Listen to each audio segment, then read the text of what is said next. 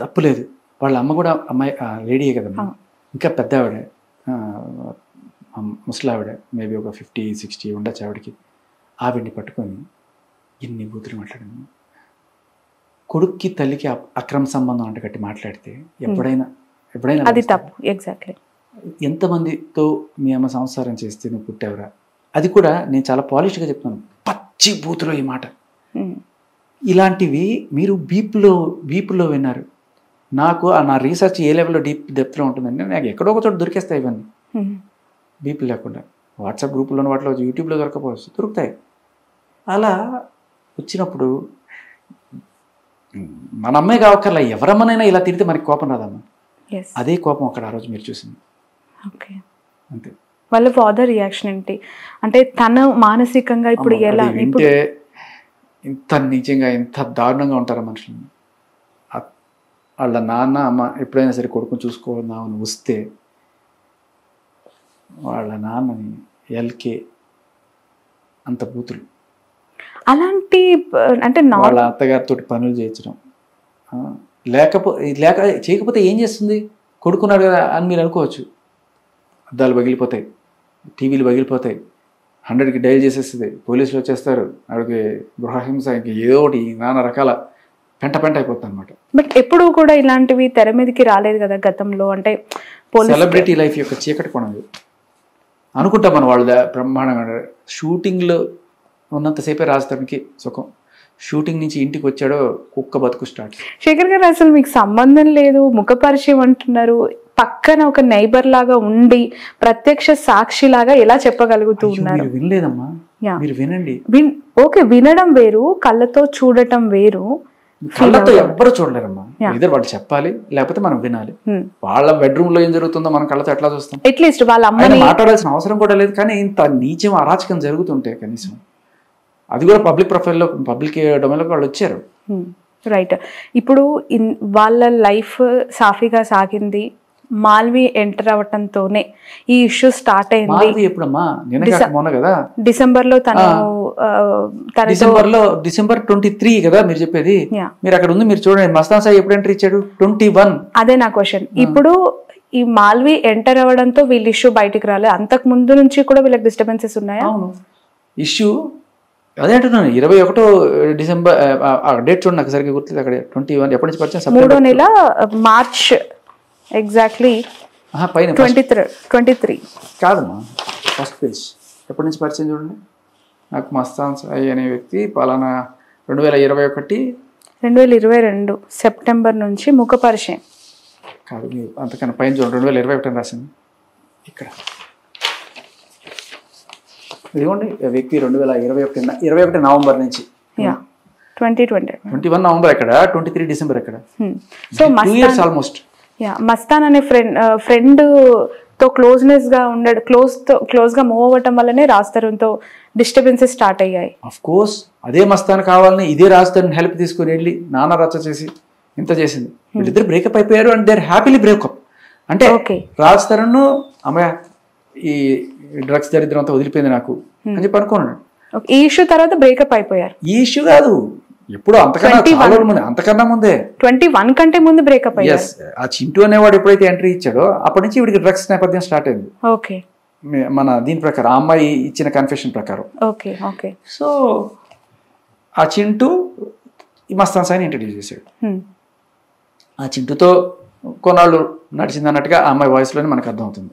తర్వాత మస్తాన్ సాయి, చింటూకి ఆల్రెడీ పెళ్ళి అయింది. ఎన్ని క్యారెక్టర్స్ శేఖర్ గారు ఇందులో, ఇవన్నీ కూడా మీరు ఎలా గ్యాదర్ చేశారు? అసలు వీళ్ళంతా ఎవరు? ఈ చంటి ఎవరు, చింటూ అనేవాడు, మస్తాన్ ఎవరు, అండ్ చింటూ అనేవాడు డ్రగ్ పెడ్లర్. ఓకే, వరలక్ష్మి కేసులో A3గా ఉన్నాడు. తర్వాత దీంట్లో A1 ఈవిడ కేసులో.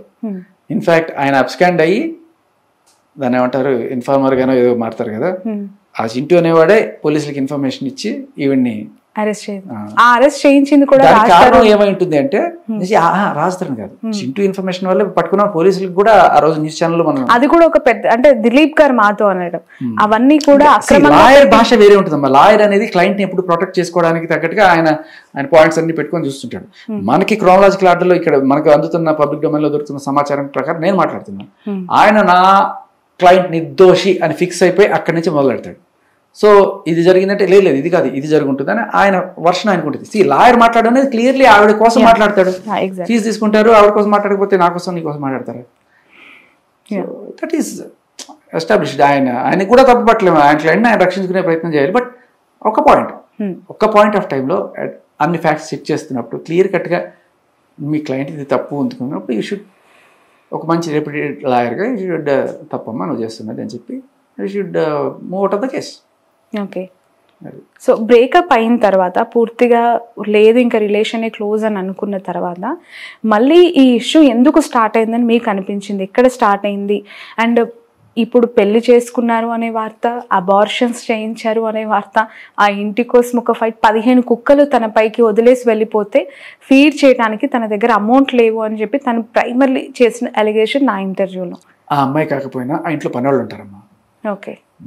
అసలు పనులు కూడా డబ్బులు ఇవ్వకపోతే వాళ్ళు మానేశారు అని చెప్పింది. అవును, ఈవిడొచ్చిన తర్వాత ఇవ్వడం మానేశారు. ఈవిడొచ్చిన తర్వాత చేసి అదరగానే వాళ్ళు తట్టుకోలేక వాళ్ళు పంపించేసిందో ఏం చేసిందో తెలియదు. బట్ ఈవిడ లేకపోయినా అక్కడ పనులు ఉంటారు. రాజతరుణ్ ఉన్నా రాజతరుణ్ చూసుకునేది ఉండదు, పనులు ఉంటారు, వాళ్ళకి డబ్బులు ఇస్తారు, వాళ్ళు చూసుకుంటారు. సో వాళ్ళకి డబ్బులు లేవు వీళ్ళకి డబ్బులు లేవు అనేది జస్ట్ కుక్ టప్ స్టోరీ. ఆవిడకి 20,000 కూడా కుక్కలకు పెట్టుకోలేని స్తోమతుంది. పాపం అంత పెద్ద లాయర్కి మరి ఫీజులు ఎలా ఇచ్చుకుంటుంది? అతను న్యాయం కోసం ఫైట్ చేస్తున్నానని చెప్తున్నారు. అమ్మాయికి న్యాయం జరిగే వరకు పోరాడతానంటున్నారు. దిలీప్ శంకర్ గారికి పర్సనల్గా ఇది ఫస్ట్ పట్టించుకోకపోయినా తర్వాత ఇందులో ఉన్న ఇంటెన్స్ తెలుసుకొని నేను టేకప్ చేశానని చెప్పి దిలీప్ గారు చెప్పిన మాట మాతో. సో బయటికి ఎలాంటి కలర్ ఇవ్వచ్చు మనం చెప్పలేం. దానికి మనం ఏం చెప్తాం? ఆయన ఏమన్నా చెప్పచ్చు, ఆయన మనసులో ఏముందో మనకి ఎట్లా తెలుస్తుంది? రైట్. శేఖర్ గారు, యాక్చువల్గా మీలాగా రాజ్ తరుణ్ లాగా చాలామంది అబ్బాయిలు సఫర్ అయి ఉండొచ్చు, సఫర్ అవుతున్న వాళ్ళు ఉండొచ్చు. బట్ మీకు సపోర్ట్ ఆ స్థాయిలో అంటే లావణ్యకి దక్కినంత స్థాయిలో దక్కుతుందని భావిస్తూ ఉన్నారా? ఏమో నాకు అంతకన్నా ఎక్కువే దక్కుతుంది అనిపిస్తుంది.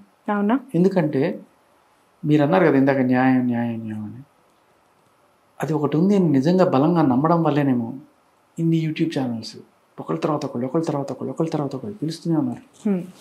ఆవిడకి అర్థం కాని విషయం ఏంటంటే నేను ఆవిడ మీద ఏదో బురద చల్లుతున్నానో లేకపోతే ఆవిడ మీద తప్పుడు ప్రచారం చేస్తున్నానో ఆవిడ అనుకుంటుంది. కానీ నిజానికి నేను ఏ ఛానల్కి వెళ్ళట్లా. ఆవిడ చెప్పాల్సింది ఏంటంటే, అయ్యా ఈ శేఖర్ భాష గాడు ప్రధవా దరిద్రుడు దిక్కృష్టుడు, వాడు గంజాయి అమ్మాయిలు తరుస్తాడు, వాడికి వేరే పని ఏం లేదు, వాడికి డబ్బులు లేవు, ఇలా నీచుడిని మీరు ఇంటర్వ్యూలు చేయకండి అని మీకు చెప్పాలి. మీరు వదిలేయాలి, అది నమ్మేసి అలా చెప్పమనండి, మీరు వదిలేయండి, సరిపోతుంది. అప్పుడు ఆవిడకి అర్థమవుతుంది జనాలు ఏది నమ్ముతున్నారో ఏది నమ్మరో, అంతే. ఇప్పుడు అదే ప్రచారం చేసుకుంటుంది ఆవిడ. ఎందుకంటే అదే చేస్తుంది ఇప్పుడు ఆవిడ. క్యారెక్టర్ అసాసినేషన్ చేసుకునేవాడిని. ఎందుకంటే నేనేమి మీడియా ముందుకు వచ్చి లేకపోతే నా కోసం ఎవరన్నా అమ్మాయి బాటలు వచ్చి మీడియా ముందుకు రాలా. వాళ్ళు చేసింది కూడా ఎంత నీచమైన పని అంటే, అది ఇంట్లో నేను పెట్టుకున్న ఫోటో పూజించే అమ్మాయిని తీసుకొచ్చి ఏదో పేరు ఉన్న అమ్మాయిలాగా అట్లా అట్లా చిత్రీకరిస్తున్నారు. ఓకే. రాజ్ తరుణ్ ఇండస్ట్రీకి చెందినవారు, అనేక సినిమాలు ఆర్టిస్ట్గా గత కొన్నేళ్ల నుంచి కొనసాగుతున్నారు. ఈ ఎంటైర్ ఎపిసోడ్లో కనీసం తనకు పరిచయం ఉన్న వాళ్ళు కూడా బయటకు వచ్చి మాట్లాడలేదు, తనతో కలిసి నటించిన వాళ్ళు కూడా వచ్చి కనీసం ఒక స్టేట్మెంట్ ఇవ్వలేదు.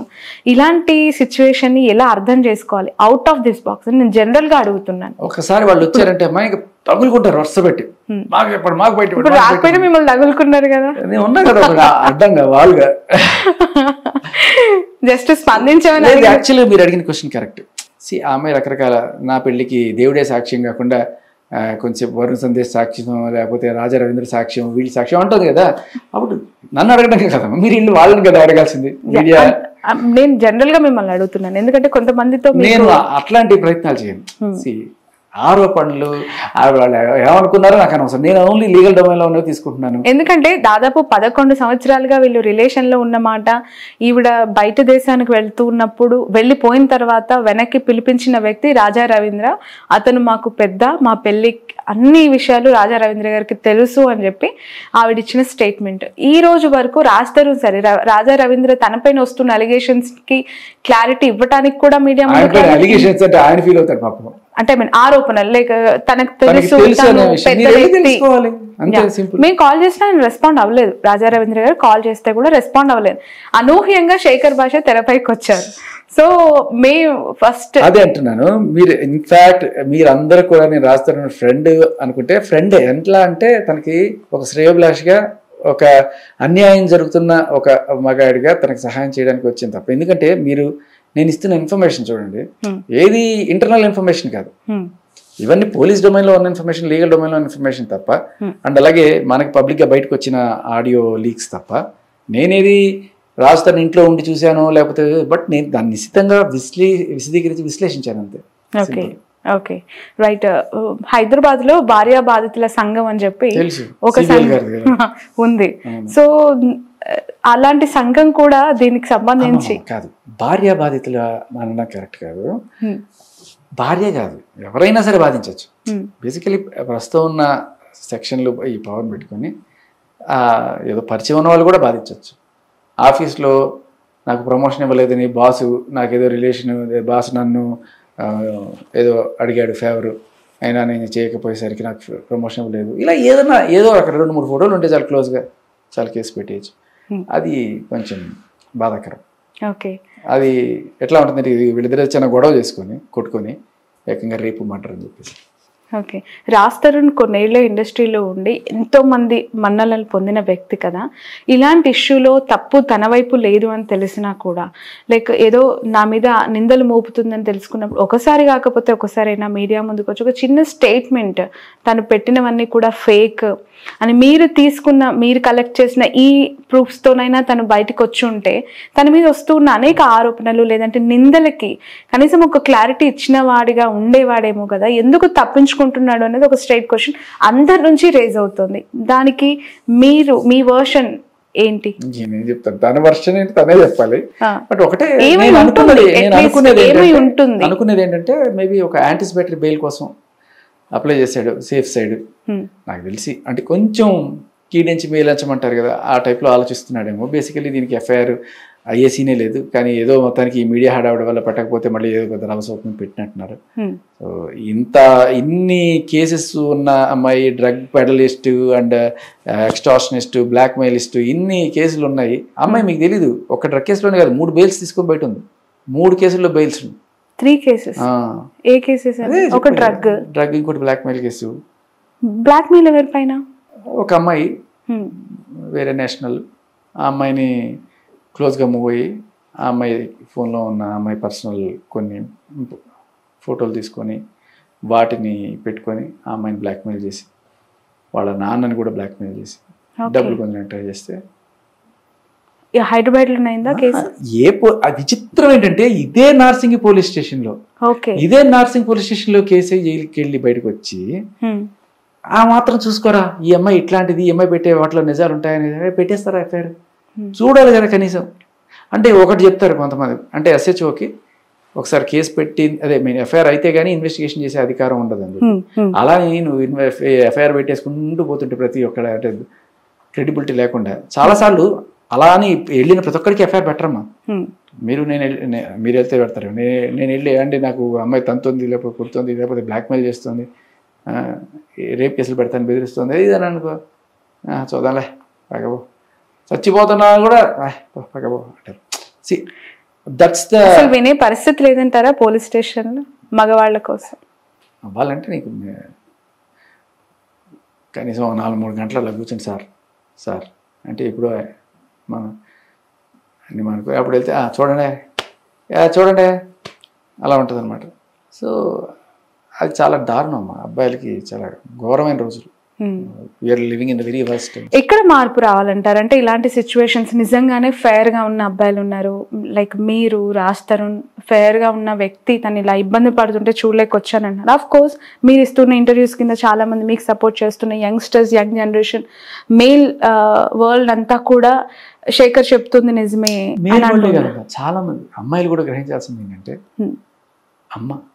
అమ్మంతుంది, అమ్మని తిట్టింది అమ్మాయి ఇంత నీచంగా, ఒక కొడుకుతో అమ్మకి రిలేషన్ అంటే రాస్తాను వాడు అలా తిడితే తప్పు కదమ్మా.